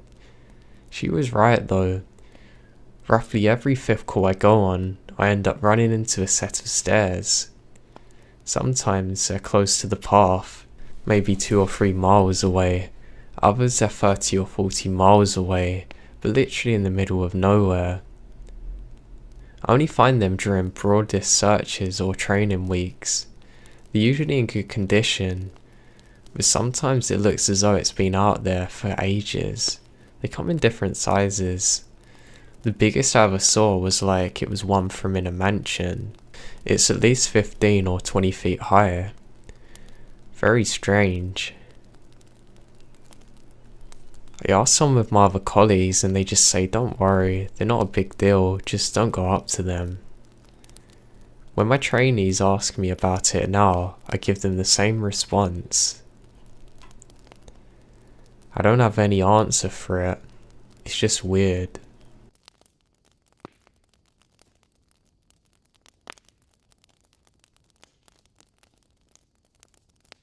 This is another one that is less spoken about and even more sad. A young man went missing in late winter, when realistically, no one should be that far out onto the trails. Now we close a lot of trails, but some remain open year round, unless there's a ton of snow. We did an OP for him, but we have had about 6 feet of snow on the ground, and we knew it wasn't likely that we'd find him until spring came. Now sure enough, when the first big thaw came, a hiker reported a body a little way off the main trail. We found him at the base of a tree, in a pile of melted snow. I knew right away what had happened, and it scares the life out of me. Most of you who ski or snowboard or spend any time in the mountain will probably have guessed too. When snow falls, it doesn't collect as thick in the areas beneath the branches. It happens most with fir trees because they have a sort of umbrella shape. So what you end up with is a space around the tree that's usually filled up with loose, powdery snow and branches. They're called tree wells, but they're not immediately obvious if you don't know what you're looking for. So we put up signs in the welcome centre, I mean big ones. People don't know how dangerous they are, but every year that we get unusual amounts of snow, at least one person doesn't read the sign or take the warning seriously. We find out about it in spring, but my guess is that the young man was hiking, got tired, or maybe had a cramp from walking and went to the base of the tree, not knowing there was a tree well, and fell in. He got stuck up with his feet up. The surrounding snow caved in around him, and he would have suffocated. It's called snow immersion, suffocation, and doesn't usually happen except for places with very deep snow. But if you get stuck in a weird position, 6 feet of snow can get on top of you. What scared me most was imagining how he must have struggled upside down in the freezing cold, and you wouldn't die quickly. The snow would have formed a dense heavy pile on top of him, making it impossible to get out and harder to breathe. He would have known what was happening, and God, I can't imagine what that would have been like.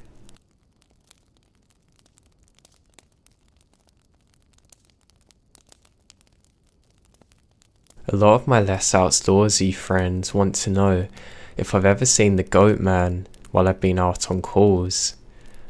Unfortunately, or fortunately, I guess I have. Now I've never had anything quite like the whole black-eyed man thing. However, there was one call where I saw something similar, but I'm not sure if I'm willing to chalk it up to the goat man. We got in a report that an older woman had fainted along one of the trails and needed assistance getting down to the main area. We hike up to where she's at, and her husband is just beside her. He runs, well, I guess more of jogs to us, and tells us that he's a little ways off the trail looking at something when his wife suddenly starts screaming behind him. He runs back to her, and she's passed out on the trail. We then manage to get her on a backboard, and as we're getting her down to the welcome centre, she comes to and starts screaming again. I ask her to calm down on what's happened. I can't remember exactly what she said, but is something along the lines of this. She had been waiting for her husband when she starts hearing a really strange sound, sounding sort of like a cat, but something's off. She couldn't quite figure out why. She went a little ahead to try and hear it better, and it sounded as though it's coming closer. She said the closer it got, the more uneasy she is, until she finally figured out what's wrong. I do remember this next part because it was so weird. I couldn't forget it. She said, "It wasn't a cat, it's a man," just saying the word meow over and over again. But it's not a man, it couldn't have been, because I've never heard a man make a voice like this before. I thought my hearing aid was going out, but it wasn't. I adjusted it and it still sounded all buzzy. It's awful. He was coming closer, but I couldn't see him. And the closer he got, the more scared I was. And the last thing I remember was a shape coming out of the trees. I guess that's how I fainted. Now obviously, I am very perplexed by this, and confused to hear this. How could a guy be coming out of the woods trying to meow at someone? So once we get down the mountain, I tell my superior that I'm gonna search the area and see if I can find anything. He then gives me the go-ahead. I grab a radio and hike to where she fainted. Now I don't see anyone, so I keep going about a mile or so. When I head back, I decide to go off the trail to see if I can figure out where she saw him coming from. It's almost sunset by this point.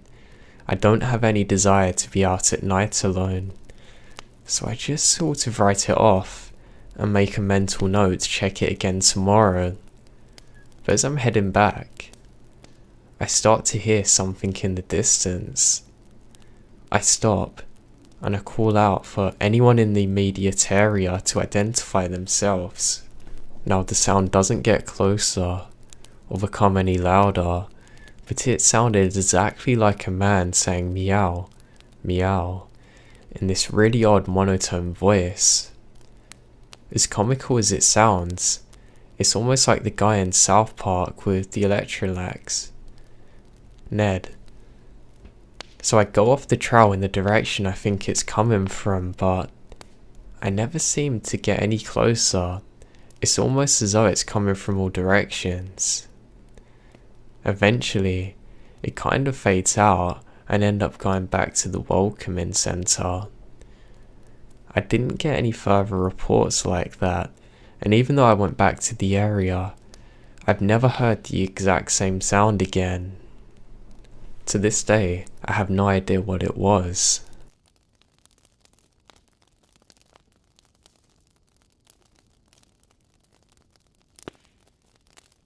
I honestly don't know how I'd forgotten this, but this is the scariest thing that happened to me. I guess I've tried for so long to forget all about it, but it doesn't go away. Now as someone who spends literally all day on their own time in the woods, you don't ever want to let yourself get scared of being alone or out in the middle of nowhere. That's why when you have experiences like this, you tend to just forget about them and move on. This is, to date, the only thing that's ever made me really seriously consider if this job is the right one for me. I don't like talking about it, but I'm going to do the best I can. I recall this took place on the end of spring. It's a typical lost child call. A 4-year-old girl has wandered away from her family's campsite and been missing for 2 hours. Her parents are completely despondent and told us what most parents do. My kid would never wander away. She's good at staying close and never done anything like this before. We assure the parents that we'll do everything we can to find her and spread out in a standard search formation. Now I'm partnered with one of my good buddies, and we're sort of casually holding conversation while we hike. I know it sounds boring, but you kind of become desensitized when you've done this for long enough, and just talking's helping us. It becomes the norm. I think to a certain extent, you have to learn to become desensitized. We search for a good 2 hours, going well beyond where we think she should be, and we come out of a small valley when something makes us both stop in unison. We freeze and look at each other, and there's almost a sensation like a plane depressurizing. My ears pop.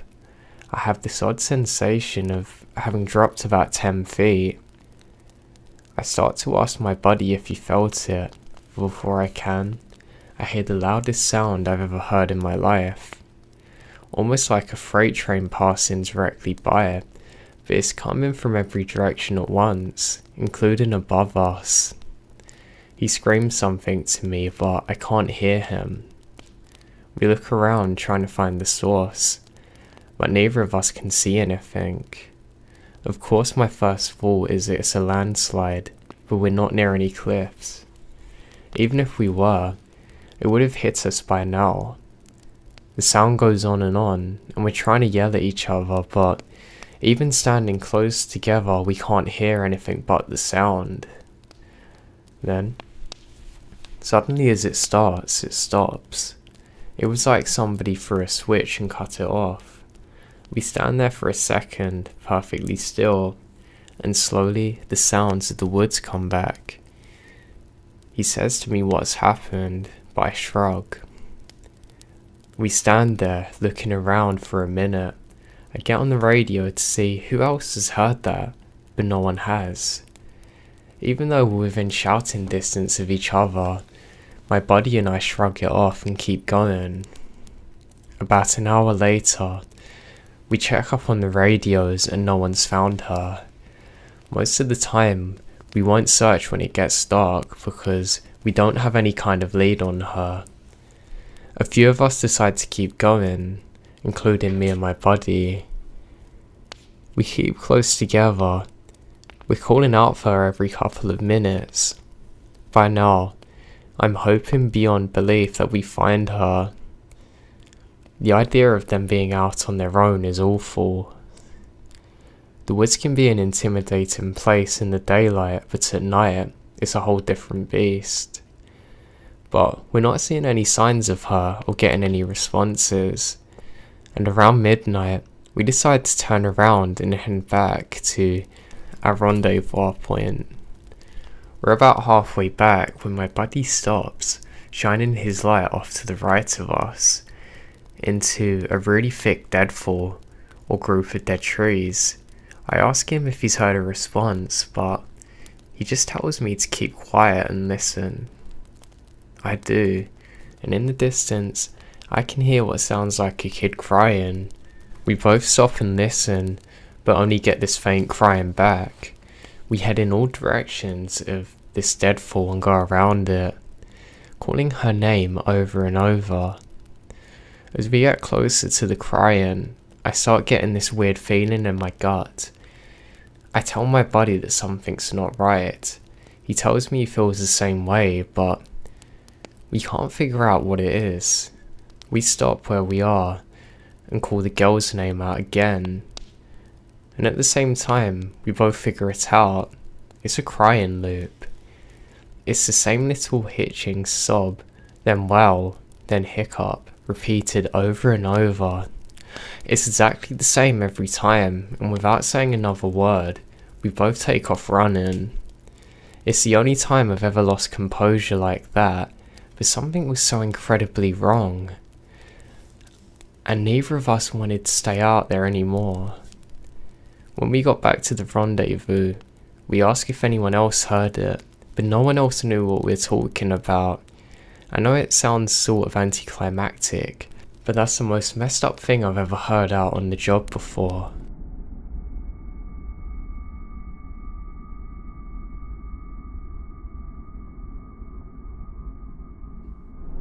This happened when I was growing up, around 2004 or 5, when I was about 13 years old.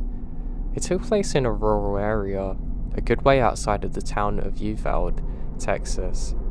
The town itself was really small back then and didn't really look much.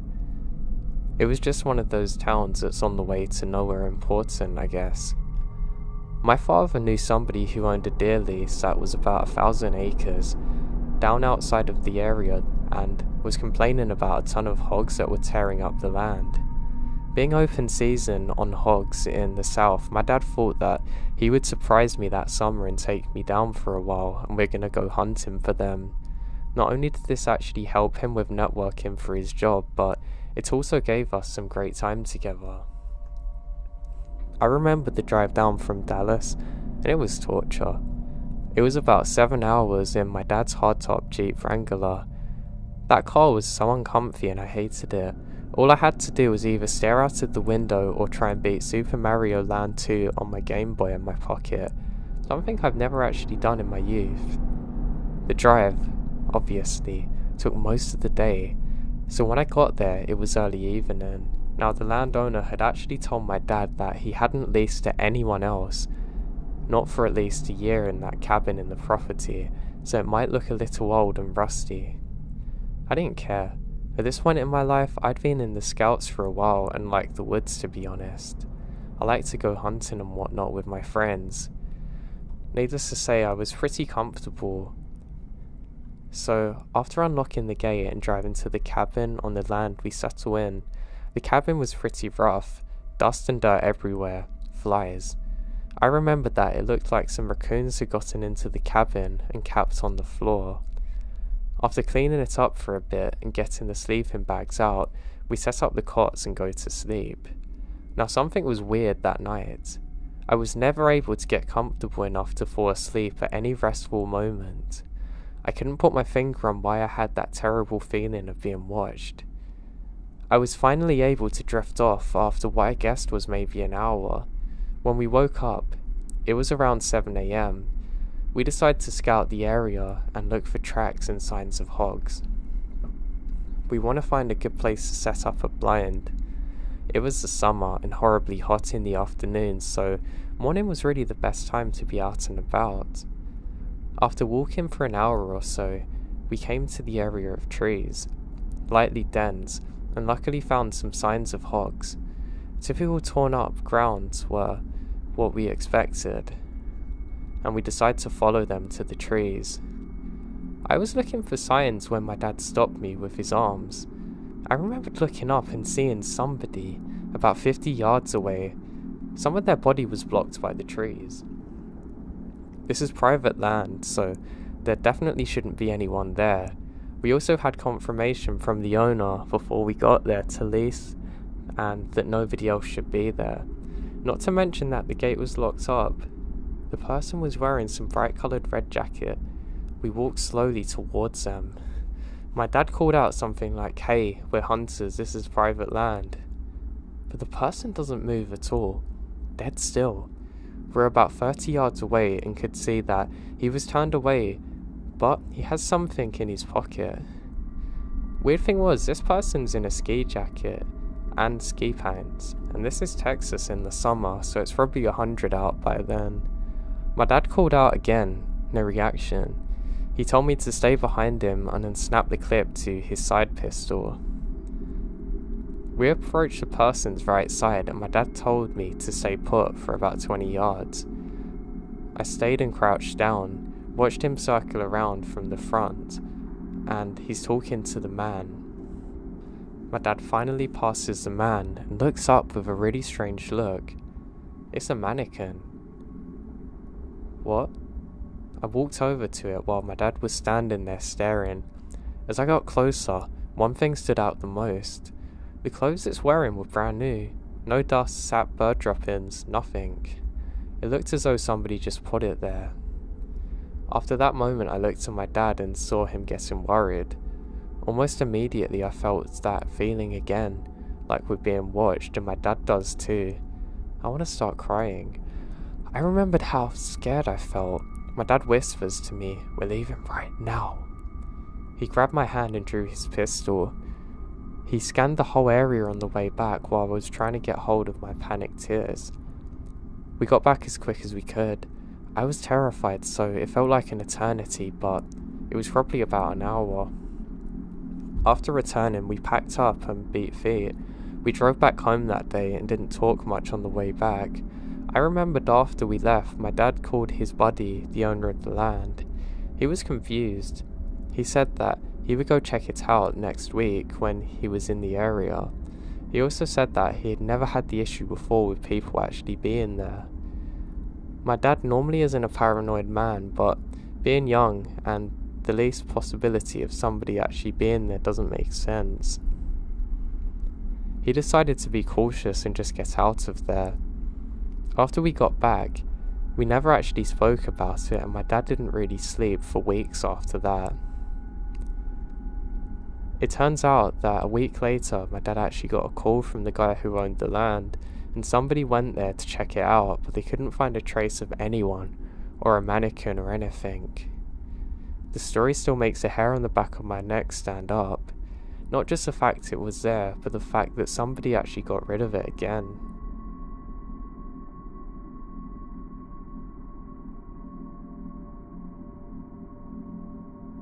If you're interested in what I look like, then make sure you check out my Instagram at Joe the Insomniac. I was 17 at the time. I just got on my first job. I lived in Western Virginia, in a small mountain community. My mum's best friend owned a camping resort not far from my house that had a general store. She said she'd pay me to help out in the store during the busy months in the summer. It was a pretty easy job, and I met a lot of out-of-towners, which was nice because our community gets so isolated. Most of us live really far from each other. Now one day, a big burly mountain man come into the store. He's in his early 50s and probably 6'5" and about 280 pounds. He looked dirty, like he worked outside a lot. His clothes are tattered and he wears a long beard. He looked like a woodsy hermit person. He brought some basic items, one of which was a homemade soap bar, when he came to the register. Now he looks at me carefully and says, "Did you make this soap?" "Possibly. Yeah, I do sometimes." "You make a lot of your own stuff?" "Yeah, kinda." "I like that a lot," he said, nodding to himself. I honestly didn't know how to reply. I quickly rung up his items and paid with the crumply money that he had. Right before he left, he said, "You cook too?" "Sometimes." "Bet the boys round here are itching to marry you," he said as he smiled to himself. I was puzzled as to what I said that stood out as wife material. I told my friend's boss about the bizarre encounter and she laughed at it. But then, the mountain man started turning up more often than not. We chatted a little here and there, and as I found out, he had a cabin in the woods. He claimed he built it with his bare hands. He said he hunted and lived off the land, other than the things he brought to the store. Over time our chatter escalated, with him making comments about how nice it would be to have a woman like me up there making things for him.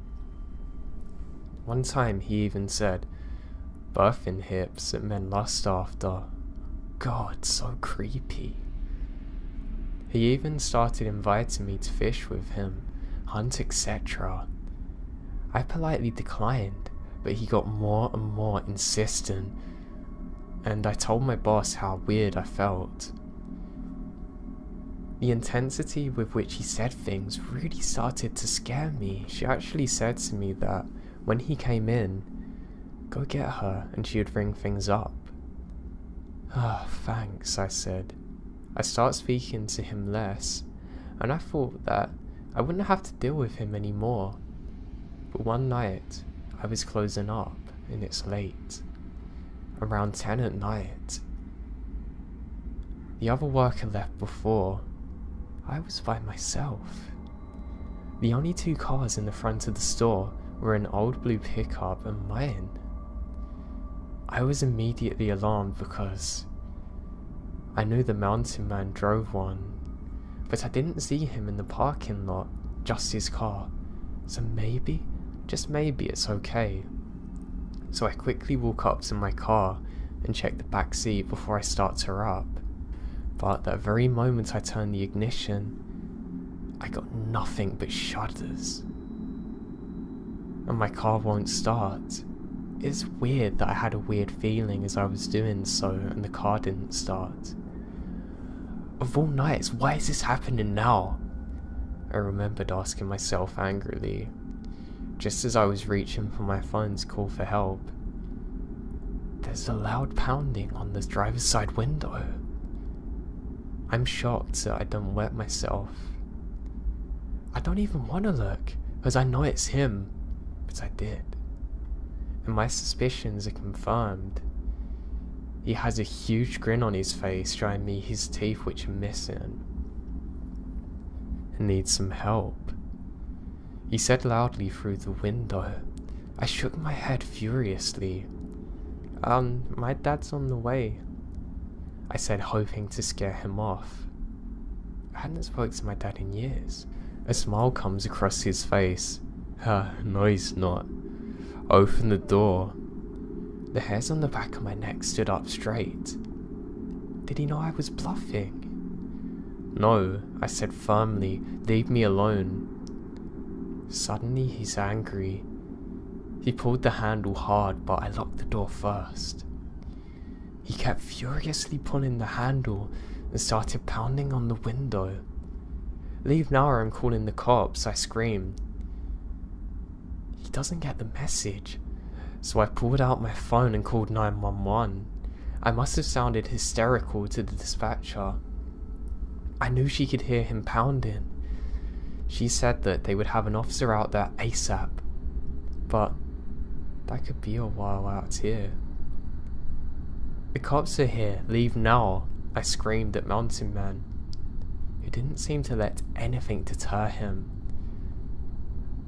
But after a moment or few, he stopped. He suddenly walks back to his truck and I watched him go. Hopefully he leaves me. But then, he started walking back towards me with a crowbar in his hand. No! Get away from me! I screamed. He started swinging at the driver's side window with the crowbar. I ducked down into the passenger seat of the floor and covered my head for dear life. I hear the sickening crack of the window. I know I'm seconds away from death now, but not for long. I heard a male voice shouting, telling him to get away from the car. I see two men approaching, one with a shotgun. I instantly recognize them as people camping nearby. I breathe a sigh of relief and get out of the car, telling them the police are coming. I thank them profusely and wait for the police. Surprisingly, Mountain Man didn't make a move. The cops appeared quickly after, so he didn't have much of a chance. They took him away, and I gave my statement. I was pretty shaken up thereafter. After a few weeks, I finally got the scoop on the man. Apparently, he had a history of mental illness and had been in and out of institutions. He had really been living in an old cabin in the woods where he didn't take meds. My cousin Luke is a cop, and later told me more about the case. The police did a search at the cabin to see if there's anything interesting. Apparently, he kept a journal on me, how he wanted me to be his wife. He mentioned my name a lot, and Luke said there's lots of weird things he didn't want to share with me about what he saw, but tried putting them simply by saying that he had a detailed plan of how to abduct me, starting with sabotaging my car engine to get me into a vulnerable position. When Luke told me that, I burst into tears. thinking just how horribly things could have went that night. Thankfully, he's been put back into a state institution. With any luck, he'll get the help he needs.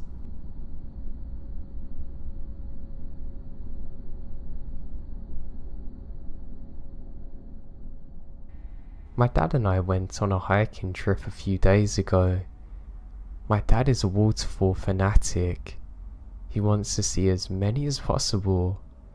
So he and I are hiking along a very pretty trail. We're hiking along a river. It's flowing nicely. There's mountains all around us. The trail is weaving around big, beautiful boulders. I'm hiking at most 30 feet ahead of him, looking for a spot to sit down and have picnic lunch on. And as I round a blind curve in the trail, I just freeze. Sitting on a stump maybe 10 feet off to the right is a guy. But he's wearing one of those colourful badger hoodies. With the hoodie pulled up, he's wearing a Halloween style bunny mask. He sees me and stands up right after my dad rounds a corner. We are all three sizing each other up in silence, and my dad addresses him. "What's up, buddy?" The masked man then tips his head as though he's deciding what to do with us. He then finally speaks, saying, "Oh, not much. You aren't the guys I'm waiting for. You have a good day." And then he turns and jogs off quickly. Strapped on his lower back is a large hunting knife and a pistol. We lose sight of him pretty quick.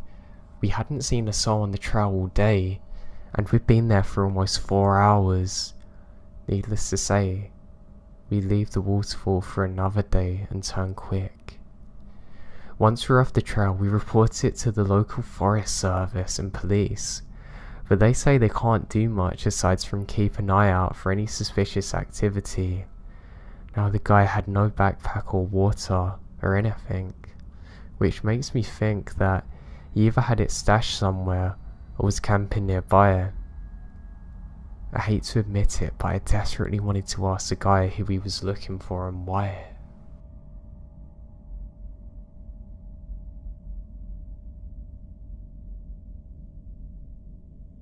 Let me start by saying that I love camping. Anytime my friends and I come home from college, we loaded up our cooler with beer, grab some gear and go screw around outside. Unfortunately, when I was actually at school, none of my sorority sisters or friends ever wanted to go with me, so I often suffer withdrawals from camping.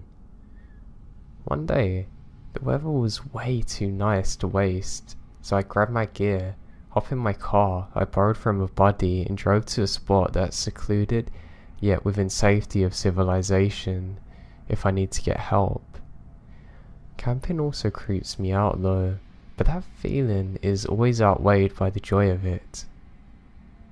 So I make a little camp and a fire going. I hadn't brought all that much, but I'm enjoying myself reading and looking around the area, that sort of thing. I got the feeling that I'm being watched and stopped dead in my tracks.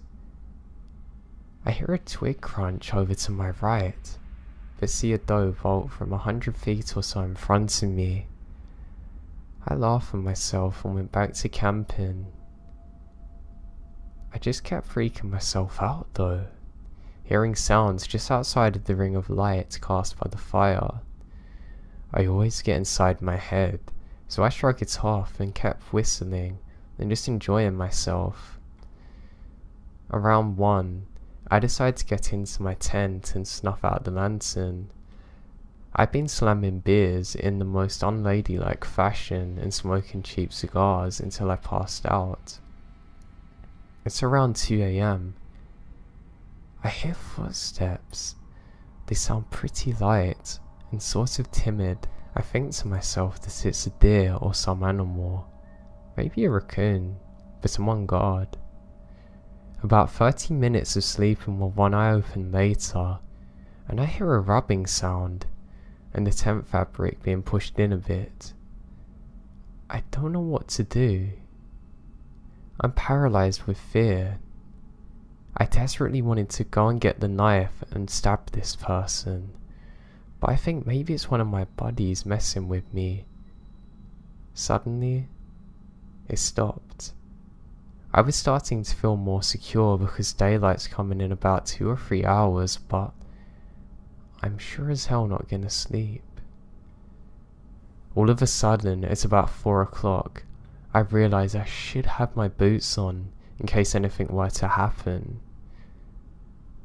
After having stayed up and keeping alert for a little longer, my friend's car alarm goes screaming.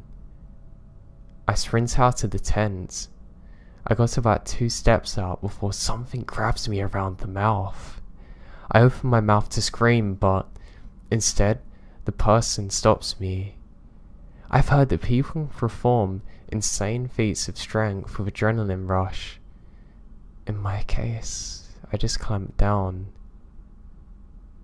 His finger popped off almost. He screamed and pulled his hand away. He took off, running down the hill and into the opposite direction. I take off. I must have looked ridiculous, but I didn't care. I quickly make it into the car and speed it out of there, calling up my friends, telling them what's happened and the police, and get some real clothing. When the cops get there, they checked it out. The cops went out with a light. They brought me back some of my things that I left there. But what made me most scared is that right next to the tent was a gas can, and lighter fluid had been poured around my tent. The kicker is, they never caught the guy. So somewhere out there is some crazy guy that's looking to make fires in tents with people in them.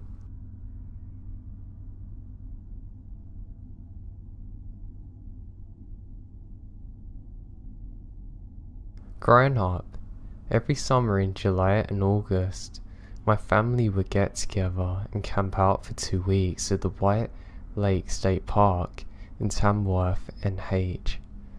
Some of my best childhood memories were made there, with rollerblading, Nerf gun wars, etc. Now when I was around my late teens, my family stopped gathering together to camp out after my grandpa passed away. One of the last years I was there, this one particular memory always stuck with me. A little over 10 years ago, I was 16 years old. It was around 10 PM at night when I noticed I had a missed call on my cheap little track phone. My family was sitting around the campfire cooking s'mores and sharing some laughs, so I decided to go and get some privacy to return the call. I then took a long narrow trail that winds in between other campsites that, at the end, leads up to the bathroom. I wasn't going up to the bathroom. I just wanted to find an empty campsite and sit at a picnic table to make my call. There was plenty of those, since this whole side of the campground was where I'm going and it's vacant. There was no other campers nearby in that area. It was quiet and dark, so I chose a campsite. I sit down at a table. There's lights from a distance that light up from behind the top of the hill behind me, illuminating my surroundings just a bit. I called my friend and was carrying on a conversation for around 20 minutes. As I'm sitting there, staring straight ahead, I see the silhouette coming down from the road in front of me. The figure is coming towards my direction, where all the empty campsites are. I can see it's a person. It's not that unusual to see people strolling through the campsite for a night walk. The people I see usually have flashlights, so this person doesn't, but I'm not creeped out, just curious. As the person gets closer, I can see the outline better now, and it's a man. I also noticed his pace slows down. I kept my eyes fixated on him as I continued conversing on my cell phone. A minute or two passes by now, and now he stopped moving. He's just standing there in the road looking straight into the campsite where I'm at. Now I don't know if he can see me. Oh wait, he can now. He's staring at me. I step back. He was a little heavy and tall. I can make out he's wearing a jacket. I can't see many facial features, but I would guess that I was staring at a man in his late 40s or 50s. Alarm bells are going off in my head now. My mind has turned to mush at this point and I'm frozen. I was no longer listening to what my friend is saying.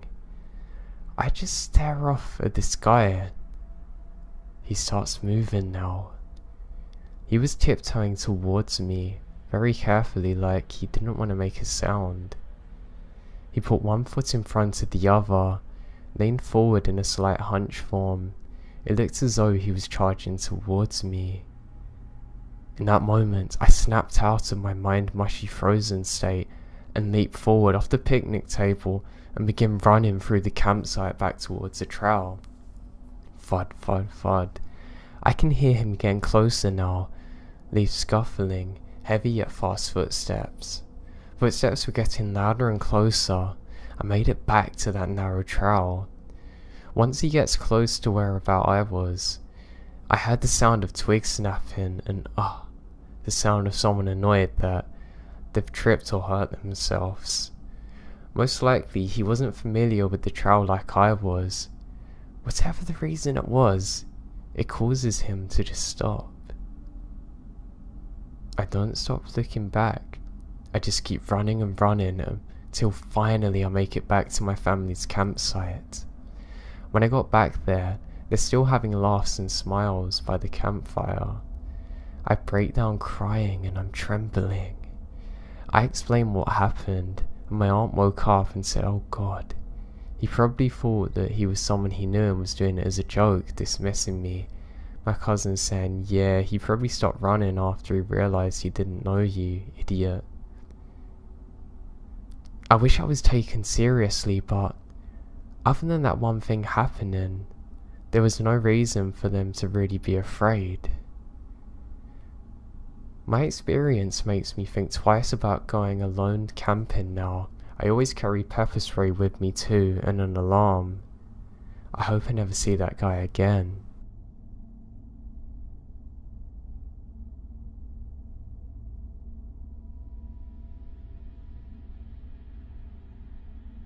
Now while I was growing up, my family would visit the same lake every year for every summer weekend.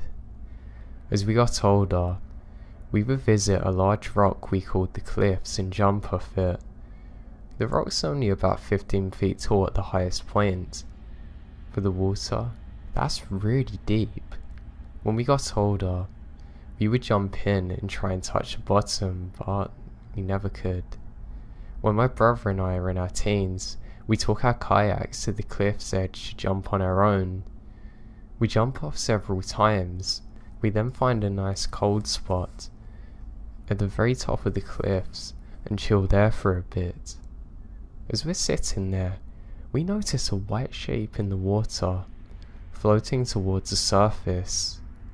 It's the letter H. Eventually, it sank back into the water and we lose sight. Before we can look away or even say anything else, another shape was floating upwards, the letter E. Eventually, it too sank below, but it was followed by two more letters, L, P. We didn't jump in after that. We stood up without saying a word and left. We never mentioned it to anyone, and I forgot it even happened. Several years ago, I was working as a camp counselor and told this story as a ghost story. I'd almost forgotten about it and texted my brother to see if I hadn't made it up completely. I asked him if he remembered the time we jumped off the cliffs and saw something in the water. He said yes. I asked him what it was, and he too said it spelled out help.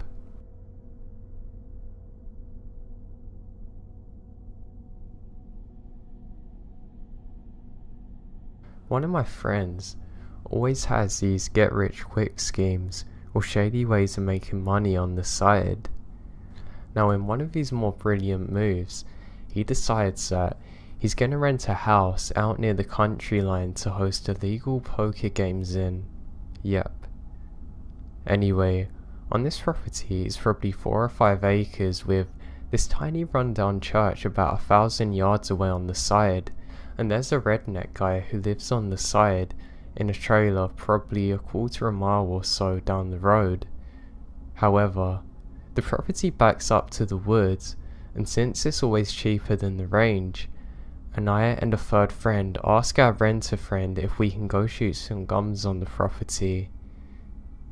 He obliges us, and we head out there on a Saturday afternoon and find a nice berm at the tree line to shoot into.